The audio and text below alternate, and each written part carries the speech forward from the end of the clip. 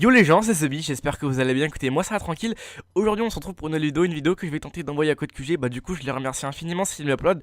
Et durant cette vidéo je vais vous présenter la nouvelle arme qui est sortie ce matin sur Advanced Warfare, à savoir le M1 Iron. Donc comme d'habitude elle sortira, elle est sortie un mois en avance sur Xbox 360 et Xbox One. Et elle sortira dans un mois sur PS3 et PS4. Rassurez-vous, pour ceux qui en ont marre de ce partenariat, ça devrait bientôt changer. D'après ce que je sais, ce partenariat touchera bientôt à son terme. Et apparemment la prochaine console qui sera avantagée serait les consoles de Sony, donc à savoir PS3 et PS4. Du coup ça va faire beaucoup de changements au niveau compétition, etc. Bref, c'est pas le sujet de la vidéo, on en reparlera plus tard. Et donc aujourd'hui, ouais, je vais vous présenter la nouvelle arme, donc ses variantes, ses caractéristiques, sa façon de jouer. Et bah du coup, pour le gameplay du fond, bah c'est un gameplay que j'ai fait avec tout à l'heure. Donc il y a également quelques kills à la balle 27 que j'ai ramassé, mais la principale majorité des kills sont avec la nouvelle arme, à savoir le M1 Iron, donc qui est un pistolet. Et donc oui, bah sans plus tarder, je vous présente le gameplay. On est sur Riot en MME, c'est un petit 29 à 5, un gameplay assez sympathique. Et du coup, bah c'est parti pour la présentation de l'arme. Donc c'est une arme qui est totalement gratuite, vous n'avez rien à payer. Vous faites juste la mise à jour quand vous lancez votre jeu et hop, c'est bon, vous l'avez. C'est vrai qu'au début j'ai pris un petit peu de temps à la trouver. En fait, cette arme n'est pas dans la catégorie pistolet, mais dans la catégorie spéciale. C'est une arme qui est classifiée comme spéciale. Donc, catégorie spéciale où, je le rappelle, on peut retrouver le bouclier anti-émeute et l'arbalète.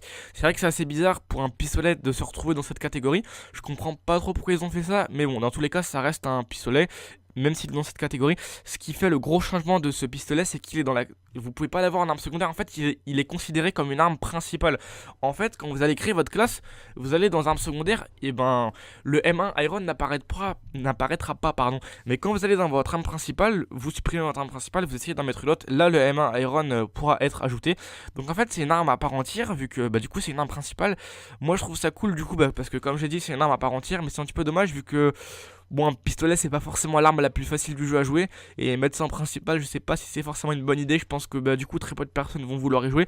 Bon, là, du coup, dans ce gameplay, bah, beaucoup de personnes y jouent parce que ça venait de sortir. Du coup, c'est tout le monde a envie de tester. Mais je pense que d'ici peu, personne y jouera parce que c'est vraiment pas une arme très facile à jouer. Et quand on voit des mecs full ball 27, full speakeasy, c'est vrai qu'on a, on a tout de suite plus envie de jouer avec. Donc du coup avec cette nouvelle arme, on a retrouvé 10 variantes de l'arme qui ont été ajoutées. Alors pour le moment on ne connaît que 3 variantes, donc je vais vous les présenter. Donc du coup cette arme, si vous l'avez bien compris, hein, c'est une arme qui fait style un petit peu cowboy. Et du coup voilà, donc il y a 3 nouvelles variantes, enfin il y en a 10 en tout, mais il y en a 3 qu'on connaît déjà. Donc il y a le M1 Iron Gunslinger, donc qui encore une fois a un style un petit peu cowboy, donc Far West. Celui-là, il vous donne automatiquement l'accessoire Akimbo qui ne peut pas être enlevé. Et du coup, bah, ça vous permet de ne pas payer de points pour mettre l'accessoire Akimbo. Donc ça vous coûte rien dans votre classe. Donc ce qui est plutôt cool. Sachant que l'Akimbo va vraiment vous donner un avantage au corps à corps. Ensuite, on a le M1 Iron Sundon. Donc celui-là, il va augmenter les dégâts à longue distance. Donc du coup, bah, la portée. Par contre, vous allez perdre un petit peu de mobilité. Donc il a vraiment l'air badass. Le canon, il est vraiment super gros. Et je pense qu'il va vraiment être cool celui-là. Donc il a également des belles couleurs. Je vous mettrai les liens en description. Je vais pas les mettre sur l'écran. Je vous mets le lien en description où il y a les 3 variantes bien détaillées. Comme ça, vous pourrez voir ce que ça donne. Donc ça en anglais par contre. Donc ensuite, on a le M1 Iron Unforgiving Truth. Donc celui-là, rien n'est précisé concernant ce qu'il apporte. Mais il y a écrit qu'on a beaucoup de changements. Il fait vraiment stylé, il me fait penser à Terminator avec les couleurs et tout. Et apparemment, cette variante là permettrait aux joueurs d'aller dans de plus gros killstreaks, donc d'augmenter leur série et donc de faire une meilleure partie. Donc il devrait être vraiment bien. Je pense qu'il sera en élite. Il devrait avoir, je pense, beaucoup plus de dégâts, un petit peu plus de portée.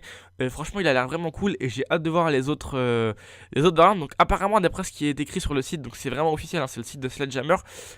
Pour l'instant, c'est les 3 meilleures variantes. Enfin, c'est les 3 variantes préférées des développeurs. Donc après à savoir ce que donnent les autres. Mais voilà, donc il y a 10 variantes en tout. On en connaît déjà 3 que je viens de citer. Et à voir ce que ça donne pour les prochaines tout simplement. Donc sur cette arme, vous pouvez retrouver différents accessoires, différents viseurs, que ce soit le viseur à laser, le viseur à cog, l'améliorateur de visée. Donc ils augmentent tous la précision, ce qui est vraiment cool.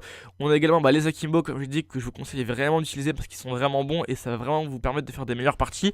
Sinon il y a le couteau tactique aussi qui augmente pas mal la précision. Donc là au passage, boum, oh le jump il était vraiment magnifique. Et voilà, du coup je vous conseille vraiment l'Akimbo. Sinon le couteau tactique qui est vraiment cool d'après ce que j'ai compris. Sinon il y a également la poignée ergonomique, si vous jouez avec un seul pistolet qui peut être cool.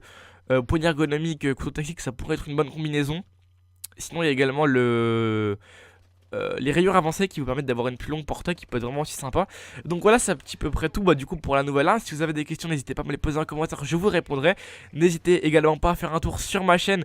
Je présente beaucoup de vidéos sur Black Ops 2, beaucoup de gros gameplay, des lives, des condensés, des vidéos en musique, bref, vous retrouvez de tout, principalement du Black Ops 2 quand même sur ma chaîne. J'espère que cette vidéo vous aura plu, franchement, j'espère que je serai plate. Si c'est le cas, franchement, un grand merci à Tizo de m'avoir choisi.